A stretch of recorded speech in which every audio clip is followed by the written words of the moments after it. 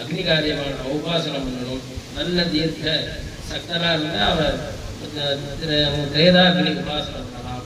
இப்படி பிராமணனுக்கு எல்லா கர்மாவும் சொல்லியிருக்கு. வேத பாராயணம், பிரமிக்க பிரஷ்னம், இப்படி எல்லாத்தையும் பண்ணிட்டே இருக்கணும்.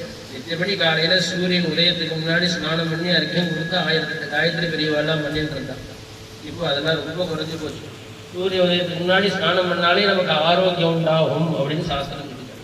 அதுபோல நித்தியப்படி அனுஷ்டானம் பண்ணிட்டு திருக்கால சத்தியாவதனம் பண்ணிட்டு 3 காலத்துக்கும் 1008 காயத்ரி தான் நமக்கு சாஸ்திரம் சொல்றது. 64, 27 ஏதோ பிரிச்சு கொடுத்துருக்காளே தவிர புஸ்தகங்கள்ல 3 காலத்துக்கும் 1008 பண்ணணும் அப்படின்னு நமக்கு சாஸ்திரம் சொல்றது. அப்படி முடியலன்னா என்னடா பண்ணலாம்னா 3 காலத்துக்கும் 336 பண்ணா மொத்தமாவது 1008 ஆயிரம்னு இருந்தது. இப்போ அதுக்கும் வழி இல்லைன்னா அதுக்கு 64, 27, 108 பிரிச்சு இப்படி கொடுக்கணும். இது போல காயத்ரிய ஒருத்தரும் பண்ணணும். பிரம்ம வித்தியன்னு பேர் வேதத்துக்கு, ஸ்ரீ வித்தியக்கலாம். அதெல்லாம் என்னடா பண்ணணும்னா உபாசிச்சுட்டே நம்ம சரியா இருந்தோம், ஆகார நியமத்தோடு இருந்தோம். சாஸ்திரம் என்ன சொல்றதுன்னா 2 வேளை தான் சாப்பிட சொல்லியிருக்கோம். அப்படி மத்தியான காலத்துல இலை போட்டு பரிசேச்சனம் பண்ணி சாப்பிட்றது, ராத்திரி காலம் பரிசேச்சனம் பண்ணி சாப்பிட்றது. இப்படி எப்படி பரிசேச்சனம் பண்ணி சாப்பிட்றோமோ அதுதான் ஆகாரம்.